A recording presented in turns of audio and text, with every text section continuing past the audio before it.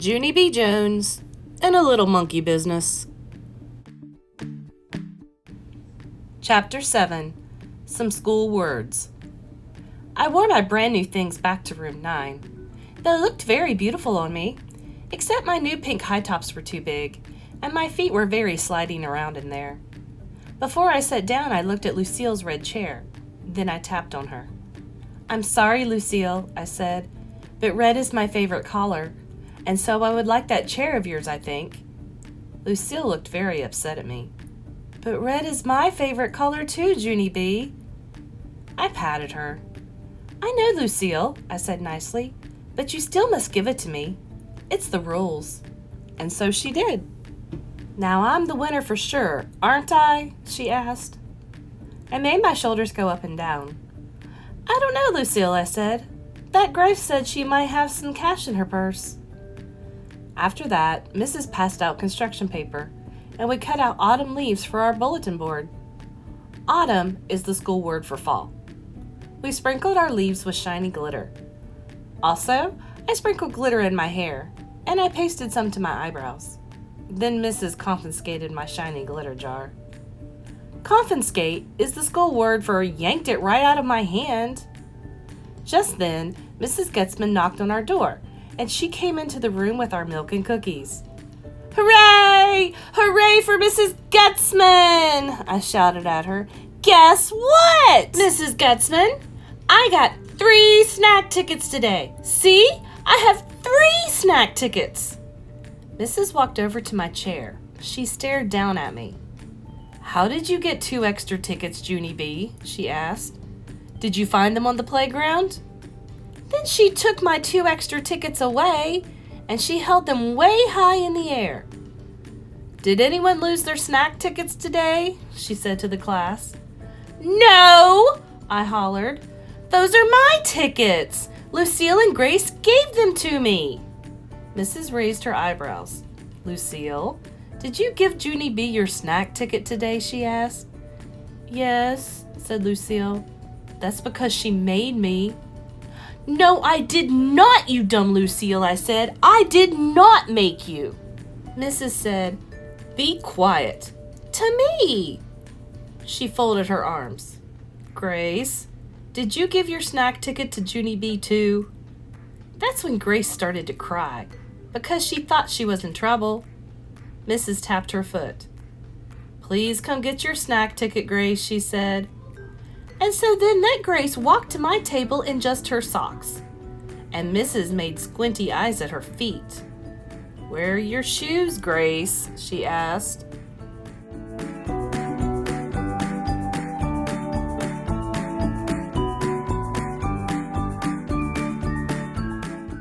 That's when big fat baby Grace started crying very harder, and she pointed at her shoes.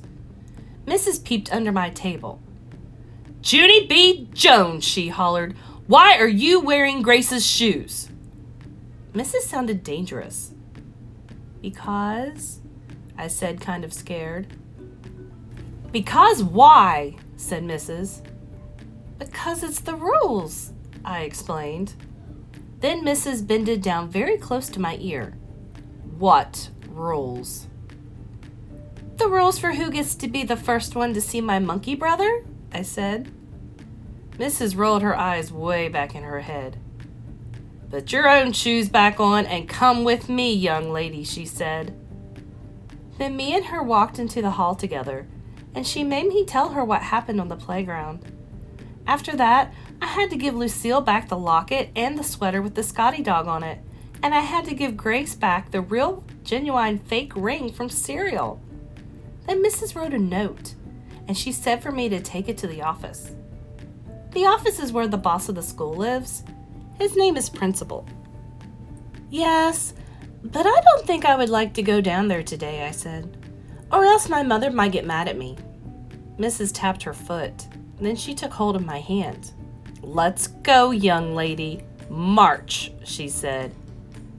And so then me and her marched to the office. March is the school word for pulled me way too fast. Chapter 8. Me and Principal. The school office is a scary place. It has loud ringing phones and a typing lady who is a stranger, and a row of chairs where bad kids sit. Mrs. plopped me in a blue one. "Wait here," she said. "Yeah, only I'm not bad," I whispered to just myself. Then I put my sweater on my head so nobody would see me in the bad kid's chair.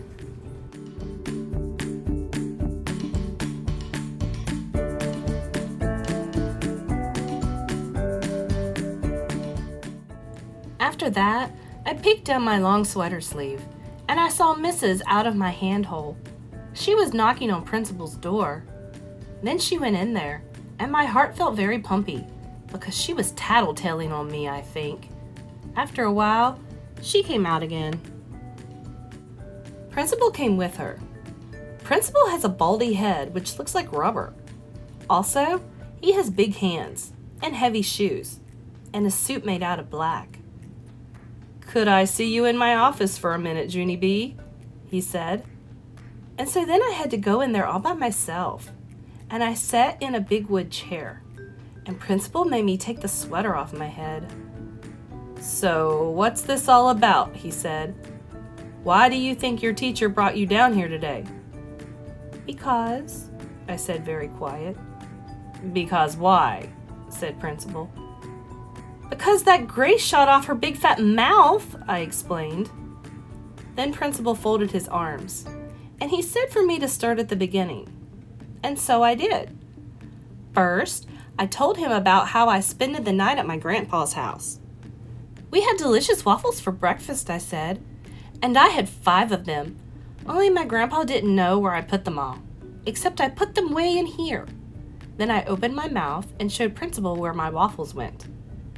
After that, I told him how my grandma Miller came home from the hospital, and she told me I had a monkey brother, for really and honest and truly. "And so then I told the children at show and tell," I said, "and at recess, Lucille and that Grace started giving me lots of pretty stuff, because they wanted to be the first to see him. Except, too bad for me," I said, "because when we came inside, Mrs. found out about the snack tickets, and then that dumb Grace shot off her big fat mouth about her shoes, and so I got marched down here, and I had to sit in the bad kid's chair." Then I smoothed my skirt. "The end," I said nicely. Principal rubbed his head that looks like rubber. "Junie B, maybe we should go back to when your grandmother came home from the hospital," he said. "Can you remember exactly what she said about your brother being a monkey?" I scrunched my eyes real tight to remember. "Yes," I said. "Grandma Miller said he was the cutest little monkey she ever saw." Then Principal closed his eyes. "Ah," he said kind of quiet. "Now I get it." After that, he smiled a little bit. "You see, Junie B, when your grandmother called your brother a little monkey, she didn't mean he was a real little monkey. She just meant he was, well, cute." "I know he's cute," I said. "That's because all monkeys are cute. Except for, I don't like the big ones that can kill you." Principal shook his head. "No, Junie B, that's not what I mean.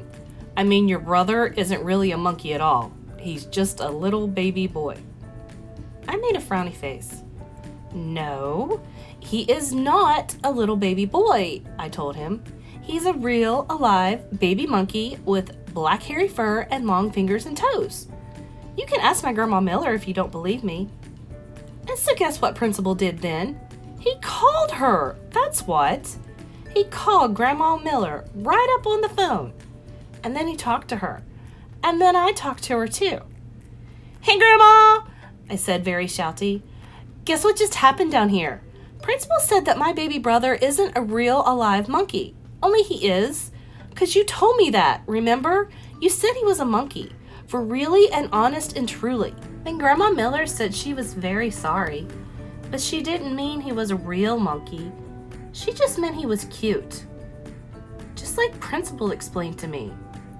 And so then I felt very droopy inside. "Yeah, only what about all of his black hair and his long fingers and toes?" I said. And what about his bed that looks like a cage? And the wallpaper with his jungle friends on it? But Grandma Miller kept on saying that my new brother was just a regular cute baby. And so finally, I didn't want to talk to her anymore, and I hanged up the phone. Then I bended my head way down, and my eyes got a little bit of wet in them. "Darn it," I said very quiet. After that, Principal gave me a tissue, and he said, "I'm sorry," to me. Then he held my hand. And me and him walked back to room 9. Chapter 9, Pigs and Ducks and Stuff. Principal went to room 9 with me. Then he clapped his giant hands together. "Boys and girls, may I please have your attention," he said. "I would like to explain what happened during show and tell today. It's about Junie B. Jones and her new baby brother."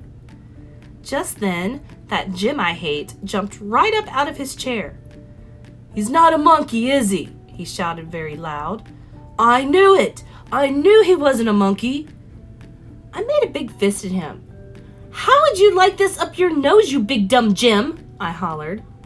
Then Principal frowned at me, and so I smiled. "I hate that guy," I said nicely. After that, Principal took a big breath. "Boys and girls, there's a good reason why Junie B told you that her baby brother was a monkey," he said. "Yeah, it was all my Grandma Miller's fault," I interrupted, "because she told me that my brother was a little monkey. Only she didn't mean he was a real little monkey. She just meant he was cute. Only who the heck knew that dumb thing?" Principal made another frown at me. Then he talked some more. "You see, boys and girls," he said, "sometimes adults say things that can be confusing to children. Like, what if you heard me talking about a lucky duck? You might think I was talking about a real live duck. But lucky duck just means a lucky person." "Right," said Mrs. "And when we call someone a busy bee, we don't mean he's a real bee. We just mean he's a hard worker."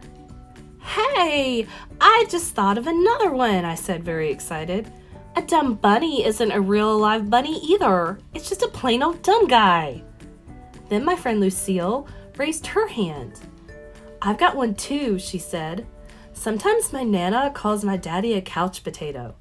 Only he's not a real potato. He's just a lazy bum." "Yeah, and I'm not a big pig," said my new boyfriend Ricardo. "But my mom says I eat like one." After that, a whole bunch of other kids said they eat like big pigs too. Only a boy named Donald said he eats like a horse. And crybaby William eats like a bird. Just then, it was time for the bell to ring. And so me and Principal said bye-bye to each other, and I went to my seat. Then I gave Lucille back her red chair. She was very nice to me. "I'm sorry your brother isn't a real monkey, Junie B," she said. "Thank you, Lucille," I said. "I'm sorry that your daddy isn't a real potato, too." After that, the bell rang for us to go home. And so me and Lucille and that Grace held hands, and we walked outside together. Only then a very wonderful thing happened. And it's called, I heard my mother's voice. "Junie B, Junie B, over here, honey. Daddy and I are over here." And then I looked in the parking lot and I saw her. And so I run to her speedy quick. And then me and Mother hugged and hugged because I hadn't seen her for a very whole day. Then my daddy got out of the car and he had a little yellow blanket in his arms. And guess what was in that thing? My new baby brother, that's what. He was very teeny and pinkish, except his head had a lot of black hair on it. I touched it. It felt like fuzzy. Just then, Ricardo walked by, and he saw my teeny brother.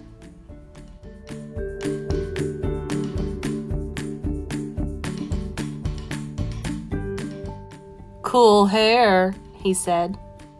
I smiled very big. "I know it, Ricardo," I said. "And guess what else? He doesn't even smell like PU."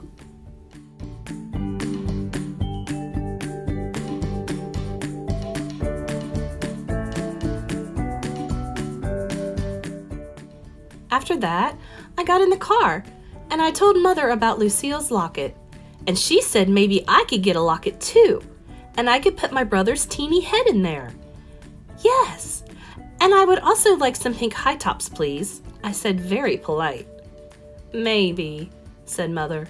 Oh boy, I said. 'Cause maybe doesn't mean no. That's why.